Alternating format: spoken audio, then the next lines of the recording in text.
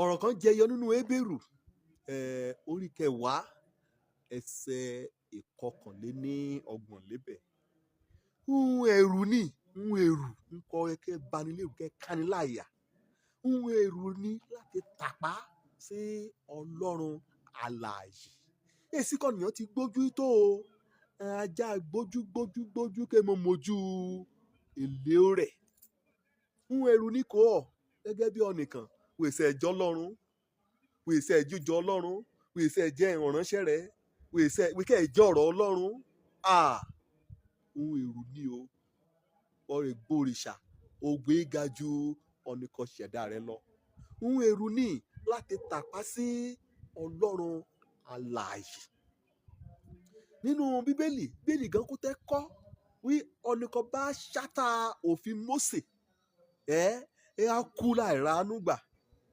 Wọ́n mọ̀ lùgbà ẹni ọ̀nìkan bá mú lùgbà òfin Mósè lùgbà ayé èyí rẹ̀ kọ́ tàpá sí òfin nì kọ́lọ́run mú kó Mósè kọ́ kà sí ọ létí kàn tí í ṣerú ọ ní bá àjà kò mú ṣẹ́nu rẹ̀ gbẹ̀bẹ̀ ọ yóò kẹ́ kúnlẹ̀ káàkiri kẹ́ kúnlẹ̀ kan bá ti bẹ̀ sí jòkúta lù gbàgbàgbàgbà kì í mẹ́rún dáhùn lọ́ra rẹ̀ kì í gbogbo eyín rẹ̀ ṣẹ́ kòjú rẹ̀ fọ́ kò rí rẹ̀ ọpọlọ rẹ̀ kó tú síta á kú láì sẹ́nu gbà. Kábàáyà mọ̀ láyé yìí káyà bá pàápàá wọkọ̀ ti mọ Jésù. Wọ́n ṣẹ̀ṣẹ̀ yá mọ̀ dẹ̀ṣẹ̀ lójú pálí. Wọ́n rí ìwàwí ẹ̀sán ni kò yóò mú mi kó bá rí àlùfáà kí lé ọ lé òjò rẹ̀. Ìran bíṣọ̀bù wọ́n rí káwọn lọ́wọ́ kò torí pé èrè lọ́ọ̀rẹ́ agbára ẹ̀ lọ́ọ̀rẹ́ ipò lọ́ọ̀rẹ́ dúkìá ẹ̀ lọ́ọ̀rẹ́. Ẹ̀rù ni o láti tàpá sí Ọlọ́run alààyè. Ẹ yẹ kó borí ọ̀fẹ́ Ọlọ́run àǹfààní kò ní láti ronú padà ẹ yẹ kó gbà á lásán. Ẹ̀rù ni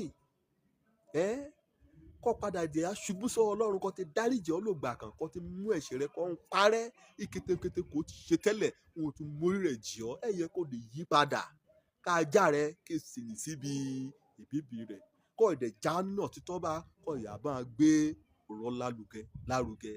Mo ṣubú padà torí pé ògbà káyà bá ògbà ewu ògbà ìkẹyìn láì akété wọn kò eríkẹ ṣẹlẹ̀ ní ilé ẹkẹ tì ọ́ sọ́dọ̀ Ọlọ́run Olódùmarè ẹ ṣe ké mú ọ kó ìyá gbogbo àtẹrẹ bá kó gba àtẹrẹ kalẹ̀ kó ìyá ṣe lòdìá sí Ọlọ́run Olódùmarè. Á lẹ́yìn o kété kàntankàntan kọ́ ẹ sọ ni pé kó bá jẹ́ pé lọ ẹ tọ́ lọ Ọlọ́run ẹ lébẹ̀ pé kẹ́ mẹ́rùn rẹ bá pé kẹ́ gbà kẹ́rùn kó á ti gbà bá nìkẹ́rùn rẹ wọ́ sẹ́kẹ́ wàá rí ṣẹ̀ṣẹ̀ mọ̀ wí Ọlọ́run yà. Ẹ̀rù ni o láti tàpá sí Ọlọ́run alààyè.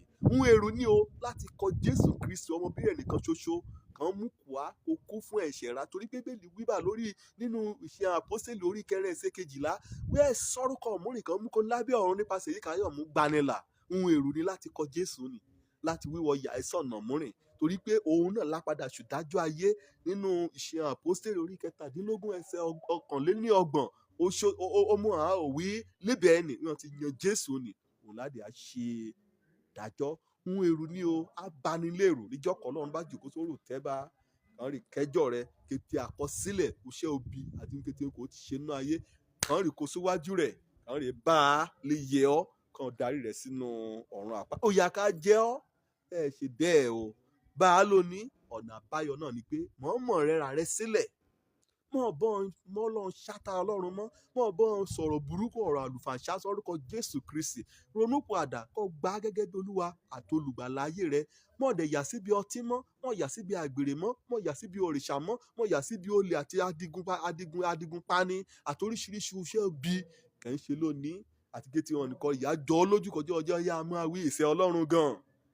Ẹ̀rù ni o láti tàpá sí Ọlọ́run alààyè. Òjó lórúkọ mi ọmọ àbálábí tán ọ̀títọ́kẹ̀ níbẹ̀ ni pé Ọlọ́run ra o kó ti ní sùúrù tó èyìn òrèyìn òná nílá máa jó nírun ni ronúpìwàdà kẹ́ máa pẹ́ jù ire o.